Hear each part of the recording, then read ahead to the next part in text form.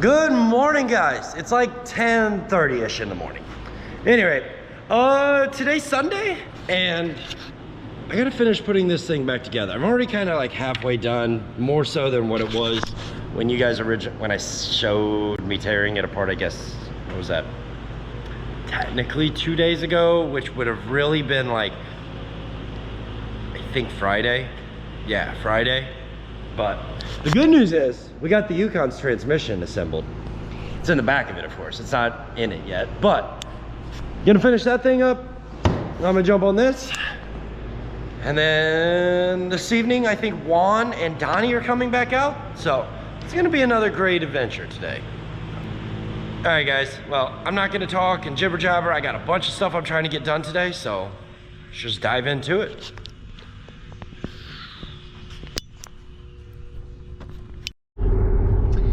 All right, guys, so thermostat's in. We're back in this. We're back in. We are in the Volkswagen CC now, and I think there's still an issue. Don't think the thermostat was our problem. One of these, and I'll just pay attention to the road. And if you watch it, temp gauge right there. You should see it. It's moving. It usually sits right around 190 in this thing, but it keeps going back and forth between here. Very weird. Very, very weird. Right now I'm honestly kind of curious if the fans are stuck on right now. I've got the heat. The heat in the car is not on. Neither is the AC. It's all off. But the way the thermostat is jumping around, at least I think so. Somebody else might think something else, guys. I'm driving right now. Actually, now that I think about it, I have the scanner with me. So let's just pull over and check the fans. Yeah, now it's up to like, it's like 180-ish. Something is definitely off here. We're gonna pull in this gas station right here and give it a look-see.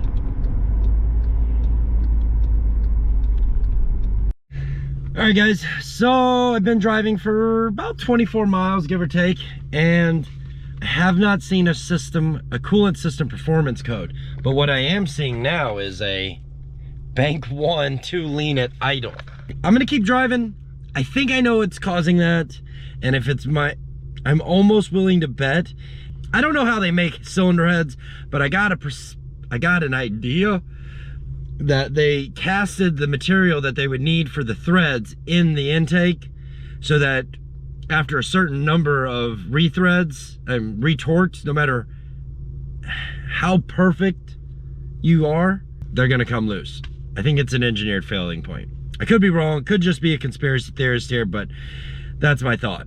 And yeah, I'm pretty sure that check engine light is because of that. So either way it works. I'm gonna go cruise down this way, head back to the shop, and if it doesn't have any more codes in it, not today, but I'm gonna have to rip the intake back off and probably time cert every one of the intake bolt holes. Which, by the way, if you're in Missouri, the Defiance New Melly drive, amazing drive. There's a lot of them here in Missouri. Maybe that's something we'll have to go and partake in, is some afternoon drives.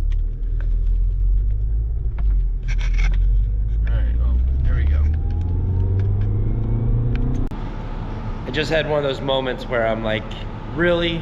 Could it be that simple? I opened the hood, and the first thing I noticed was the dipstick sitting out just a little bit.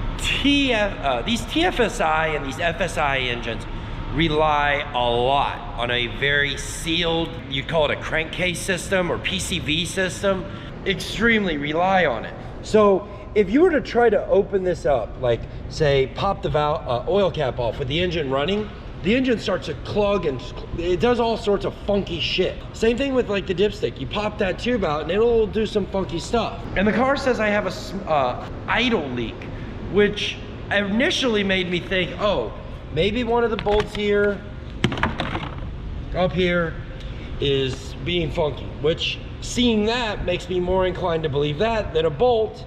But you know, now I have to kind of start all over again and go for another 30-mile drive and see what happens. Yeah, we're gonna clear the light, we'll drive it again. All right, well, things are starting to look up a little bit. Drove all the way out, way past 270. Did a little Christmas shopping, got Colton a thing for his bedroom. He loves his Legos. But we drove 55 miles this time. Did 54. I drove 55 miles this time, and you know what? Still don't got a check engine light. I'm starting to become quite confident that the whole lean at idle was due to the dipstick being out of its hole. I mean, if that code can populate for a lot of reasons. You could have your dipstick probably out. You could have a leaking intake. You could have a vacuum leak. You could have a crack in the diaphragm in the pancake valve. Like, the list is pretty long of little things that could cause it. So I know I might have sounded like a conspiracy theorist earlier talking about my threads inserts, but you know, if you take enough of these things apart, you're gonna like, if you take enough Volkswagen and Audi and VAG stuff apart, trust me, you're gonna start to think about the engineered failure points and question what causes what problems. So it's looking like this day is gonna end on a high note, all except for that freaking sun right in my eyes, non-stop. So I'm gonna pay attention to the road. I'm gonna pay attention to the road here, get this car back to a shop, and I think I'm not gonna say anything because there's no wood in this car to knock on, but it's looking up, guys. It is looking up. This day didn't start all that well, at least not for me. I may have cut in my little personal rant. I might not have at this point, but hey, this is what I've got. This is my takeaway. Yes, life is hard. And one of the things that one of the demons I battle with is I allow external influences to affect me too much. Is that because I take it personally? Is that because of where those influences are coming from? Maybe both.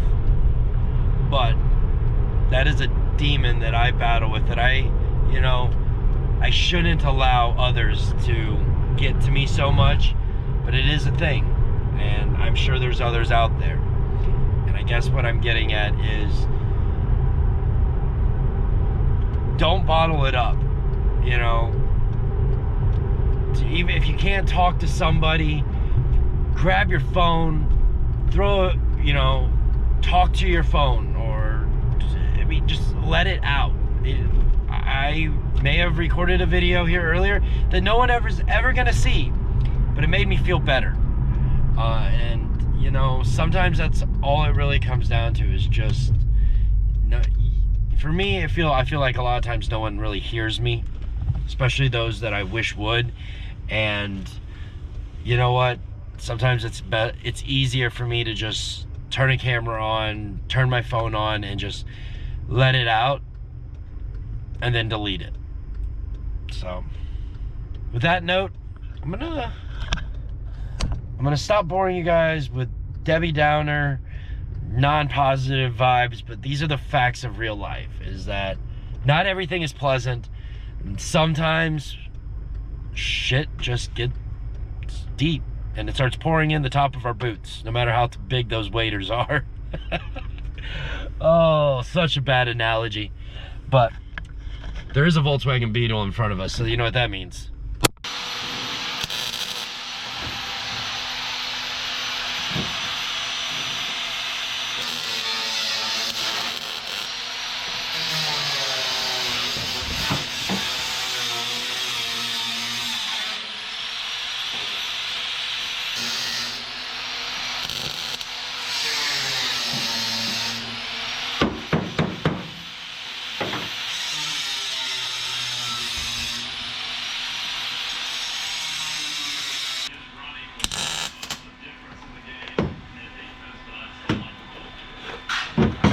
Did I catch my car on fire?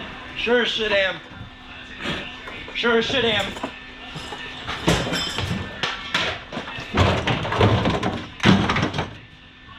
Where did you get fire over there? You have an extinguisher?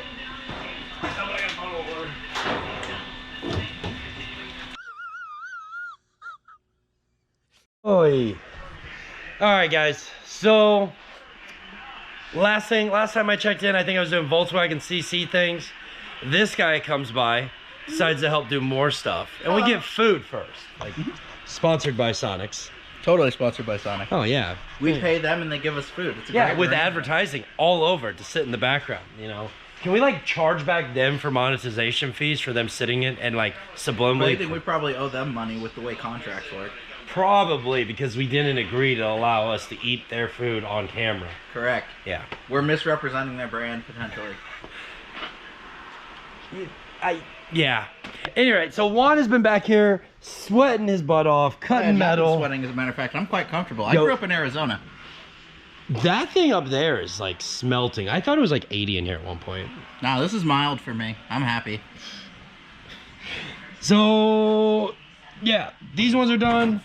Well, we don't need that one. This one technically don't get some trimming, but you know. Well, they're all gonna need a little trimming. Yeah. There we go. Starting to come together. See? CAD to real life. I love it. Yeah. It's working perfect. Hopefully by tonight we'll be able to have a couple of these tacked in. Maybe, maybe not. If not the end of the world.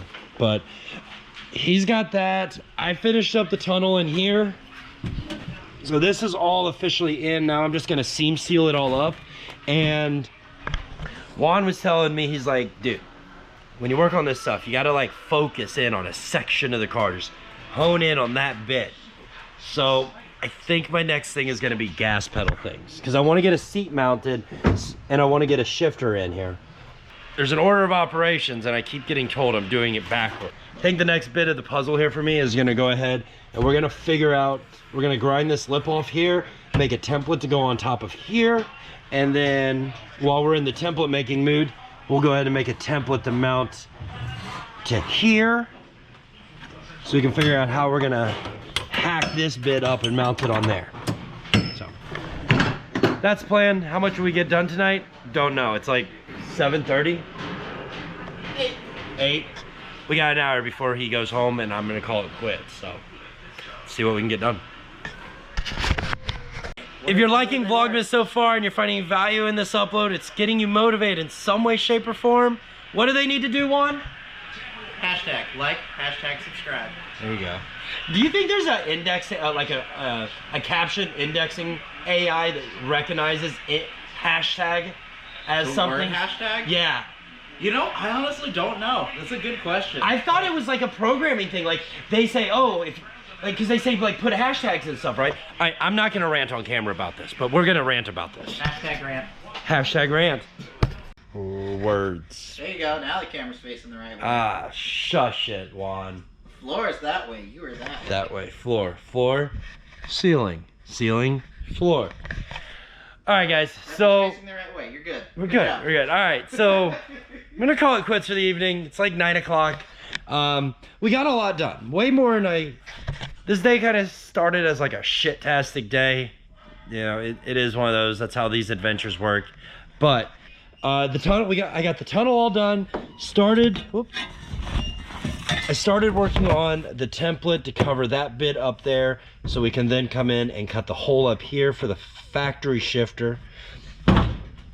Juan got this bit all done. He said he's done for the evening. We were thinking about putting this up here, you know, stuff like that.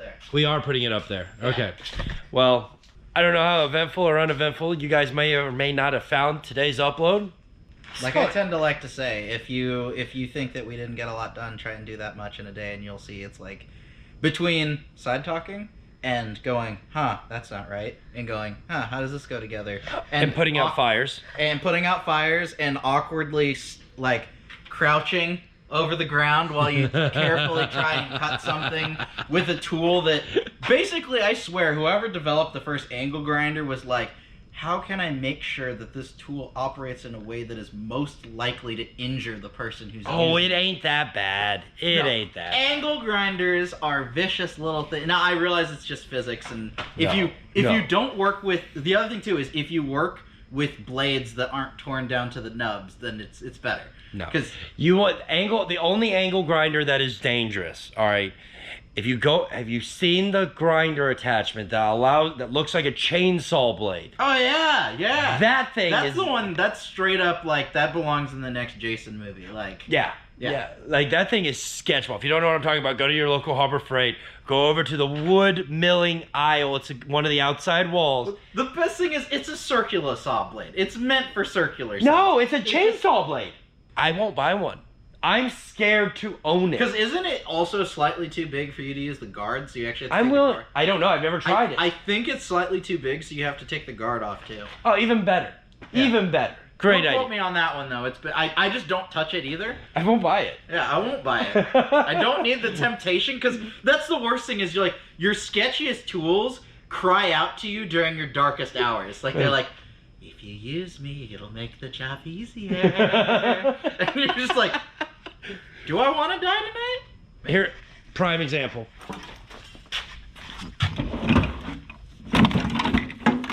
These things. What? This is a like porting grinder. Oh, okay, yeah. You put the wrong bit or you put too much leverage into this thing will bite and dead hook, rip it Excellent. right out of your hand. I love those kind of things. Yeah. I've done that with drills and drill bits enough times. I know exactly what you're talking about. Bob gave me that and warned me about how dangerous those things really are. I'm looking at you and the camera's over here. Hi, I'm a camera too. So there's a camera here. It's just not running. Any rate. All right, guys. I know we can keep doing this for hours and hours and hours because we've already done it for at least an hour and a half tonight. Okay, no, I don't want to copyright you straight, Cube, because obviously I'm Can such we, a though? No, technically because it's a professional Eventually. thing.